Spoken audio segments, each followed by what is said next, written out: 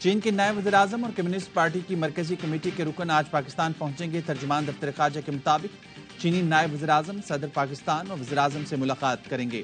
سی pack کی 10ویں سالگرہ کی تقریبات میں شرکت کریں گے۔ چینی نائب وزیر اعظم نے بین الاقوامی اقتصادی تعلقات اور بیلٹ اینڈ روڈ انیشیٹو کے نفاذ میں نمایاں کردار ادا کیا۔ چین نے 6 ماہ بعد پاکستان میں نئے مستقل سفیر کا تقرر کر دیا۔ غیر ملکی وفود کی آمد پر اسلام آباد میں پیر اور منگل کو چھٹی کا اعلان۔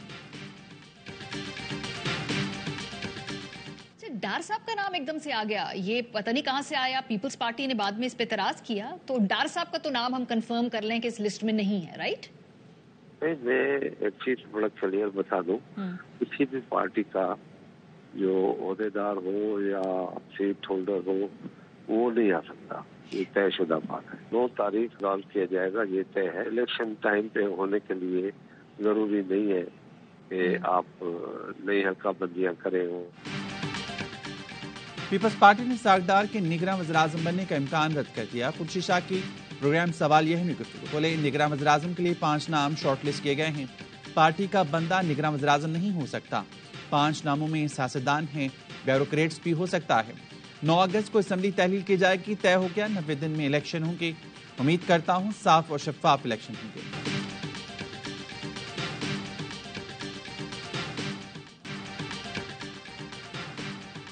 قمر باجوہ کی ایکسٹینشن پر نون لیگ نے بلینک چیک کیا تھا، کوئی سودے بازی نہیں کی۔ نواز شریف کی سخت ہدایت کی، ووٹ ضرور دیا جائے۔ دفاع خواجہ آصف کا انکشاف، کہتے ہیں قید کے دوران مجھے وزیر اعظم بننے کی پیشکش کی گئی، یہ تجویز مالکان کی طرف سے آئی تھی یا نہیں مجھے نہیں پتا۔ غیر سیاسی شخصیت نے بتایا بطور وزیر اعظم آپ کا اور شاہد خاقان عباسی کا نام ہے، مگر آپ کی قیادت کو ابھی انتظار کرنا پڑے گا۔ میں نے صاف انکار کر دیا تھا۔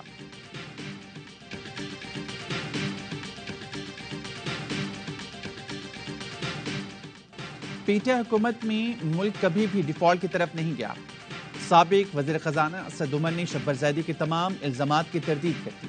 پروگرام سوال یہ میں گفتگو کرتے ہوئے کہا، ڈیفالٹ سے متعلق چیئرمین پی ٹی آئی کا کوئی فون آیا نہ کبھی انہوں نے یہ کہا کہ فلاں کام روکو، سیاستدان ناراض ہوتے ہیں۔ کبھی نہیں دیکھا کہ سابق وزیر اعظم نے تمباکو انڈسٹری کو تحفظ دیا۔ شبر زیدی کے دعوے ٹیکنیکل بنیاد پر کوئی جواز نہیں رکھتے، ویسی باتیں کیوں کر رہی ہیں وہی جواب دیں گے۔ شبر زیدی نے اپنے انٹرویو میں دعویٰ کیا تھا کہ ملک دیوالیہ ہونے کے قریب تھا، اس لیے اسد عمر کو ہٹایا گیا۔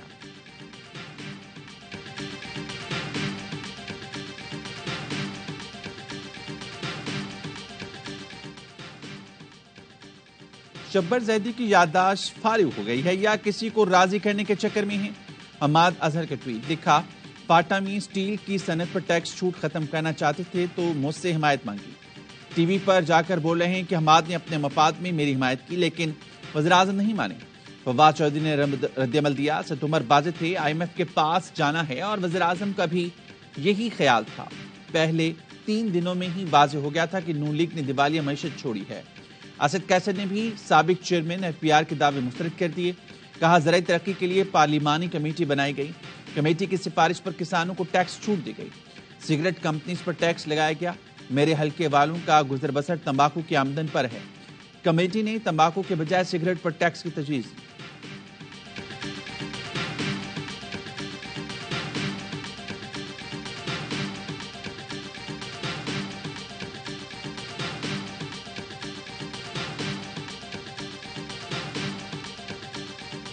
سانو انصاف چاہیے، جج جڑے نے بیل دیتی ہے نا، وہ آ کے بچی دیکھے، اودی روح کمب جائے، جڑا بچی دے ظلم دی انتہا کیتی۔ پیچھے جا 2-3 دھمکیاں بھی آئیاں نے، انہوں نے یہ بھی کہا بھی تسی غریب بندے ہیں، تو جج صاحب ایک بندہ کہہ رہا سی بھی تسی انہوں نے کی کر لو گے۔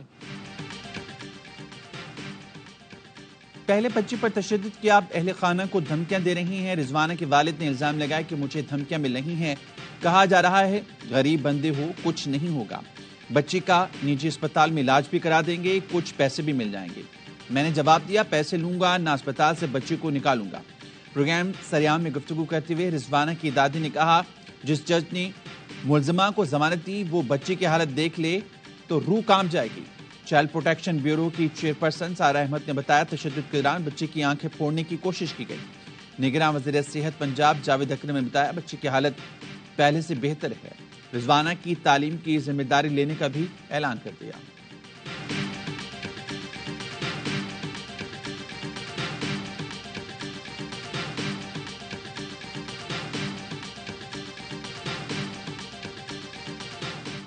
بچی پر تشدد کرنے والوں کو نشانی عبرت بنایا جائے۔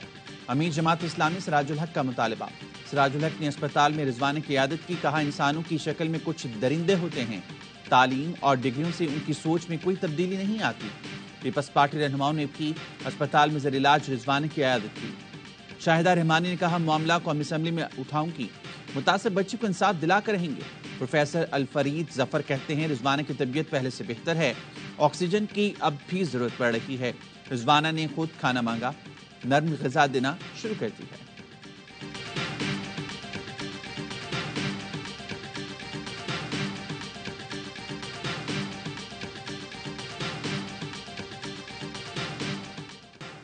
جانوں کی جان کس نے لی؟ پنجاب اور سندھ پولیس کا مقابلہ شروع ہو گیا۔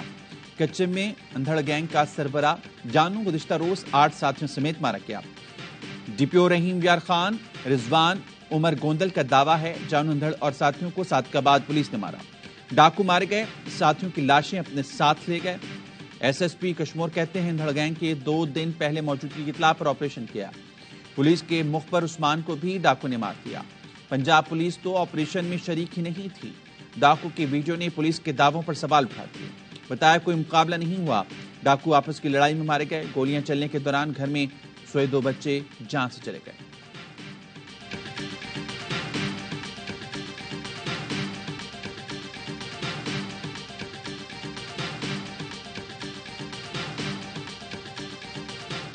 جب سے میں واٹر بورڈ کا چیئرمین بنا ہوں، جہاں جہاں غیر قانونی کنیکشنز ہیں ان کے خلاف کارروائی سٹارٹ کی۔ جن کے خلاف کارروائی ہوتی ہے وہ شور مچاتے ہیں۔ 27 کے قریب لگ بھگ ہم نے کنیکشنز کاٹے ہیں۔ پانی چوری کے خلاف ایکشن لیا تو میرے خلاف وال چاکنگ کی گئی۔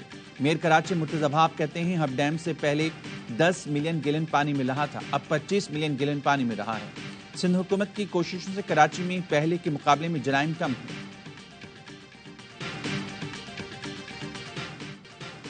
کراچی میں تیز رفتار ٹرک نے ماں بیٹی کو کچل دیا۔ پرانا گلیمان میں سڑک کے گڑھے کی وجہ سے موٹر سائیکل اچھلی، پیچھے بیٹی 30 سال کی نگینہ اور 5 سال کی ارمش گر گئیں۔ پیچھے سے آتے ٹرک نے دونوں کو کچل ڈالا۔ گھر والے کہتے ہیں نگینہ شوہر کے ساتھ ناشتہ لینے گئی تھی اور موت کی خبر آئی۔ اس کے 3 چھوٹے بچے ہیں۔ پولیس نے ڈرائیور کو گرفتار کر کے مقدمہ درج کر لیا۔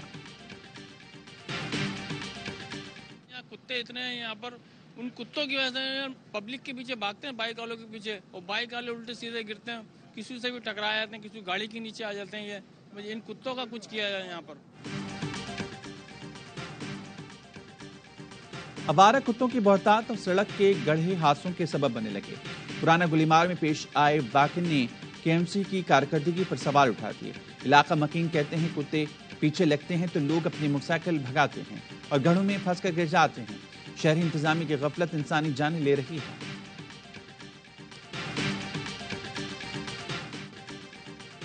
مارکہ حق و باطل کی یاد ملک بھر میں یوم عاشور عقیدت اور احترام سے منایا گیا۔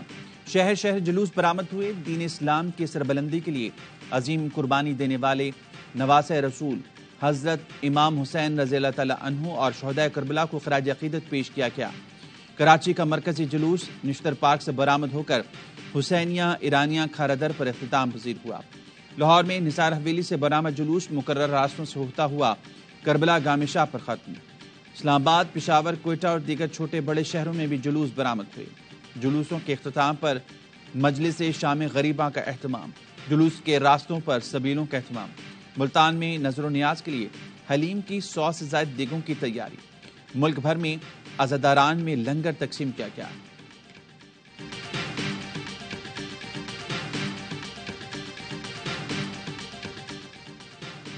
یوم عاشور پر جلوسوں کی نگرانی کے کڑے انتظامات۔ D G Rangers Sindh major general Azhar Waqas نے کراچی میں مرکزی جلوس کی سیکیورٹی کے لیے قائم کنٹرول روم کا دورہ کیا۔ سیکیورٹی انتظامات کا جائزہ لیا۔ تمام مکاتب فکر کی جانب سے اخوت، بھائی چارے اور اتحاد بین المسلمین پر قائم رہنے کو بھی سراہا۔ لاہور، پشاور، کوئٹہ اور دیگر شہروں میں بھی سیکیورٹی کے سخت انتظامات کیے گئے تھے۔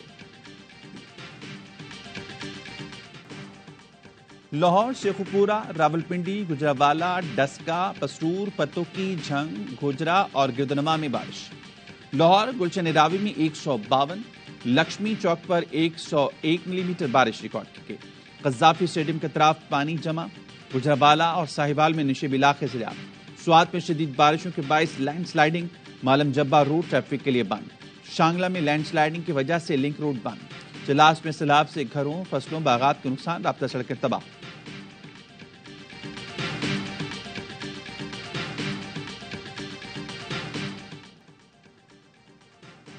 بارشوں کے باعث اسلام آباد کا راول ڈیم بھر گیا، سپل ویز کھول دیے گئے، بارشوں اور بھارت کی جانب سے پانی چھوڑنے پر دریاؤں میں پانی کی سطح میں اضافہ، بہاول نگر کے قریب دریا ستلج میں درمیانے درجے کا سیلاب، مومنکا کے مقام پر عارضی بند ٹوٹ گیا، متعدد آبادیاں زیرآب آ گئی، میچن آباد میں بابا فرید پل کے قریب حفاظتی بند ٹوٹنے سے سیلاب نے تباہی مچا دی، چشتیہ میں عارضی بند ٹوٹنے سے متعدد آبادیاں ڈوب گئیں، ستلج میں ہیڈ سلیمان کی حدود میں درمیانے درجے کا سیلاب۔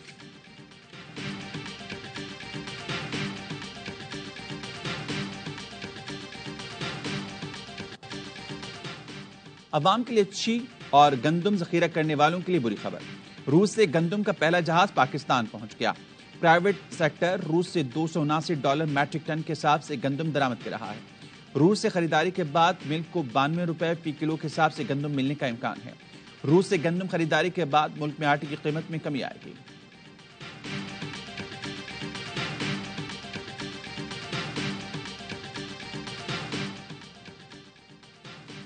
کلدم ٹی ٹی پی نے افغان طالبان کے بعد سے افغانستان میں اپنا اثر و رسوخ بڑھا دیا، سلامتی کونسل میں پیش کی گئی رپورٹ نے پاکستان کے موقف کی تائید کر دی، رپورٹ میں خبر کیا گیا ہے کہ کلدم تحریک طالبان پاکستان القاعدہ کے ساتھ الحاق کی کوشش کر سکتی ہے، اقوام متحدہ کی کمیٹی نے مشاہدہ کیا کہ طالبان اور القاعدہ کے درمیان تعلقات اب بھی قریبی اور نمایاں ہیں، افغان صوبے کنڑ میں مختلف دہشت گرد گروہوں کے زیر انتظام تربیتی کیمپس کو کلدم ٹی ٹی پی کے جنگجو بھی استعمال کر رہے ہیں، کئی منقسم گروہوں کے ساتھ دوبارہ اتحاد اور افغان طالبان کے اقتدار سنبھالنے کے بعد کلدم ٹی ٹی پی پاکستان میں علاقوں پر دوبارہ کنٹرول قائم کرنے کی خواہش مند ہیں۔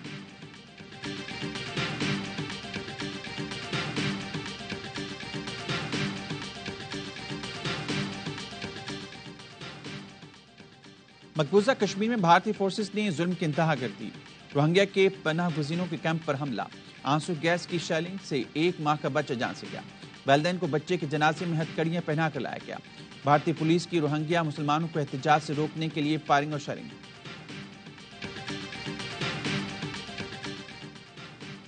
فلسطین میں قابض اسرائیلی فورسز کے مظالم جاری، مغربی کنارے میں سہنی فوج کی فائرنگ سے 3 فلسطینی نوجوان شہید، متعدد زخمی، رواں برس اسرائیلی فوج کے مظالم سے 37 بچوں سمیت 202 فلسطینی شہید ہو چکے، قابض فورسز نے ہیبرون میں واقع ایک گاؤں کو پانی فراہم کرنے والا کنواں کنکریٹ ڈال کر بند کر دیا۔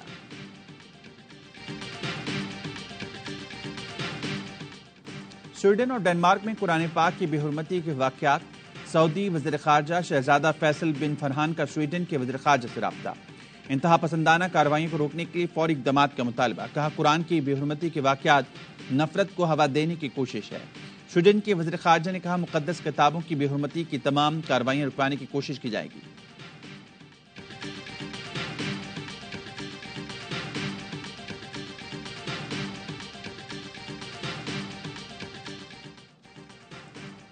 چین کے ساحلی علاقوں میں طوفان سے تباہی، 1.5 کروڑ افراد متاثر، لاکھوں بجلی سے محروم، 44,000 محفوظ مقامات پر منتقل، 5 سے زیادہ صوبوں میں موسلادھار بارشوں کا سلسلہ جاری، صوبے فوجیان سب سے زیادہ متاثر، رہائشی علاقے ڈوب گئے، تیز ہواؤں سے درخت اکھڑ گئے، لینڈ سلائیڈنگ کے باعث سڑکیں بند ہو گئیں۔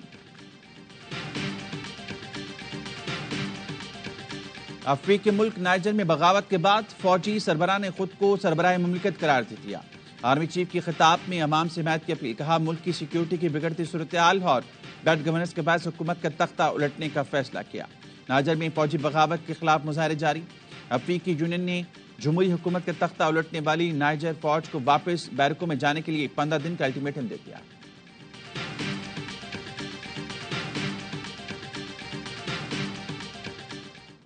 بابر اعظم لنکا پریمیئر لیگ میں ایکشن دکھانے کے لیے پرجوش، کہتے ہیں کولمبو اسٹرائکرز کا حصہ بننے پر خوشی ہے، بہترین کارکردگی دکھانے کی کوشش کروں گا، لنکن لیگ آج سے شروع ہوگی، افتتاحی میچ بابر اعظم اور شعیب ملک کی ٹیموں کے درمیان ہے۔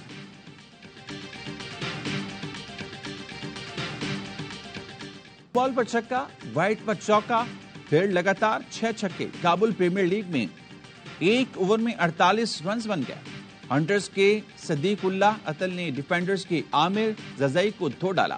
اوور میں 60 چھکے جڑ دیے. 56 بال پر 60 چوکوں اور 10 چھکوں کی مدد سے 158 رنز کی طوفانی نکلی.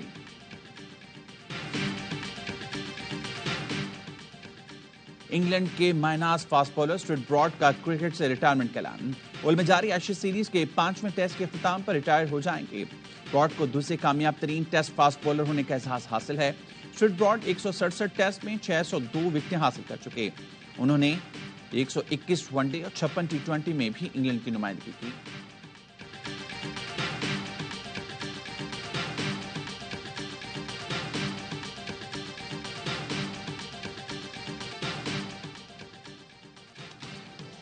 اور text message scandal. Boxer Aamir Khan کی اہلیہ سے دوریاں بڑھنے لگی.